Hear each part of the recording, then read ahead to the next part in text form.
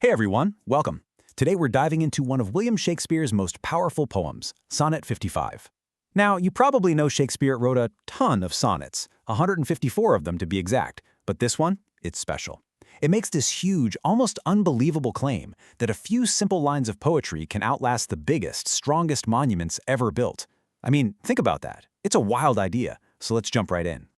So let's start with the huge question this poem throws at us. Just think about it for a second. If you wanted to be remembered forever, what would you do? Would you build a giant statue, a huge building with your name on it? Or would you just write something down? It's kind of like asking what really lasts longer, right? A viral video that gets millions of views today and is gone tomorrow? Or a book that people are still reading hundreds of years later? Shakespeare was absolutely convinced that words were the real secret to living forever. Let's see why. So this slide really lays out Shakespeare's whole argument, nice and simple. On one side, you've got these gilded monuments, statues, tombs, all that impressive-looking stuff. But what happens to them? Well, they decay, they crumble, they get forgotten. But then on the other side, you have this powerful rhyme, his poem, and his argument that these words will survive everything. They will travel through time and make the person he's writing about immortal. It's really the ultimate showdown, physical power versus the power of art. Okay, so let's dig into his first argument. Shakespeare starts by tackling the most common way powerful people have tried to make their legacy last. You guessed it, by building these massive, expensive memorials. And he doesn't waste any time. He lays it all out right in the opening lines. He's saying, look, forget marble statues, forget those fancy gold-plated monuments that princes build for themselves. None of that is going to outlive this poem. Instead, he says that the person he's writing to, and notice he says you, speaking directly to them, you will shine brighter right here in these words than on some dusty, grimy old stone that's been beaten down by time. I mean, the contrast he's setting up here is massive. And I want to zoom in on this amazing phrase he uses, sluttish time. Now, this is a fantastic example of a poetic device called personification. That's when you give human-like qualities to something that isn't human. So here, Shakespeare is basically imagining time as this really messy, careless person who just leaves everything in a state. Time just barrels through, making everything dirty, old, and worn out. It's such a powerful image, right? It really drives home how even the most incredible monuments eventually get ruined, just by time doing its thing. Okay, so the poem can handle the slow, grinding decay of time. Fair enough. But what about something way faster, way more violent? Well, Shakespeare is one step ahead of us. He raises the stakes by bringing in the next big threat, the total, absolute destruction of war. He says that even when wasteful war comes and overturns statues, when battles tear down buildings, not even the sword of Mars himself, and we'll talk about who that is in just a moment, not even the quick fire of war can burn this living record of his friend's memory. And that phrase, living record, is so important. That's a huge metaphor. He's saying this poem isn't just ink on a page. It's alive. It breathes. It holds a memory, and you just can't kill it. So who is this Mars he's talking about? Well, this is a poetic device called an allusion. He's referencing the Roman god of war. By bringing Mars into it, Shakespeare isn't just talking about any old fight. He's talking about the most violent, most complete destruction imaginable. So when he says his poem can survive Mars, that is a massive claim to make. All right, so we've got it. The poem can survive time and it can survive war. But Shakespeare's not done yet. He takes it to the next level. It's not just that the poem will survive. No, he's saying it will actively fight back against death and forgetfulness to keep this person's memory alive. Let's look at the language he uses. He says his friend will pace forth, like walk proudly and confidently, right up against death and all oblivious enmity.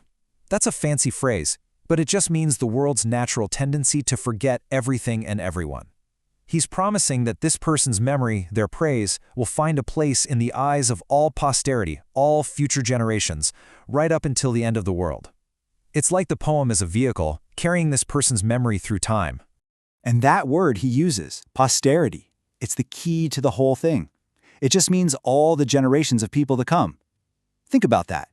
Shakespeare was writing this poem for people he knew he would never meet, people living hundreds of years in the future. He was writing it for us, right now.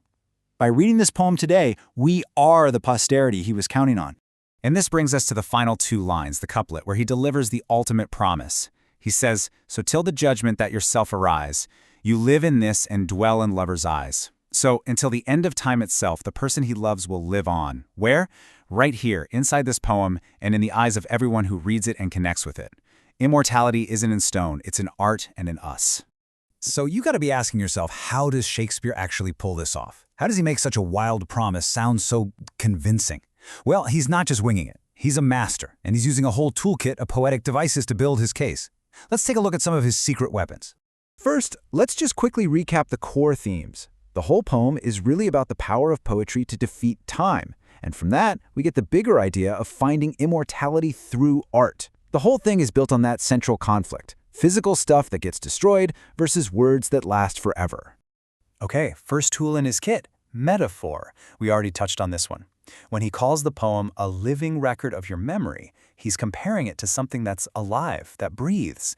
It's not just a description, it's a living account. This is so important because it makes the poem feel dynamic and impossible to destroy.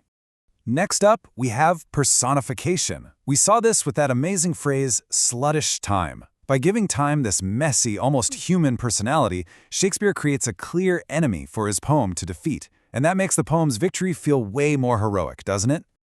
And of course, there's allusion. That's when you reference something outside the text. By mentioning Mars, the god of war, Shakespeare uses a kind of shorthand. He knows his audience will get it immediately. It's a super effective way to raise the stakes and show that this poem is tough enough to survive even the worst kind of destruction. Okay, so this brings us to the biggest question of all, maybe the most interesting one.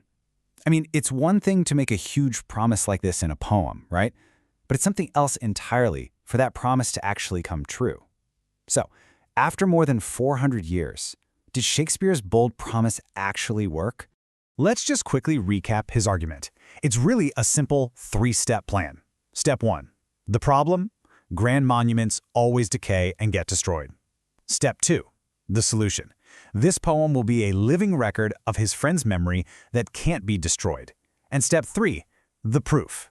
That you, me, all the future generations, we will read this verse and keep that memory alive. And, well, here's the ultimate proof, isn't it? It's been over 400 years. In that time, entire empires have risen and crumbled to dust. Monuments have been built and destroyed. And yet, here we are, in a world Shakespeare couldn't have even imagined. We're sitting here, reading his words, studying them, talking about them. The poem didn't just survive, it has outlived the very world it came from. So I want to leave you with this final thought.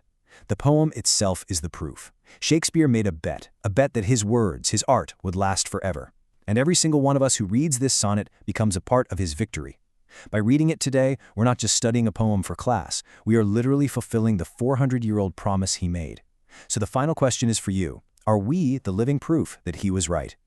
Thank you for watching this video. If this explanation helped you understand the poem better, don't forget to like, share, and subscribe to the ACE Archive for more CBSE English explanations. Keep learning, keep growing, and I'll see you in the next video.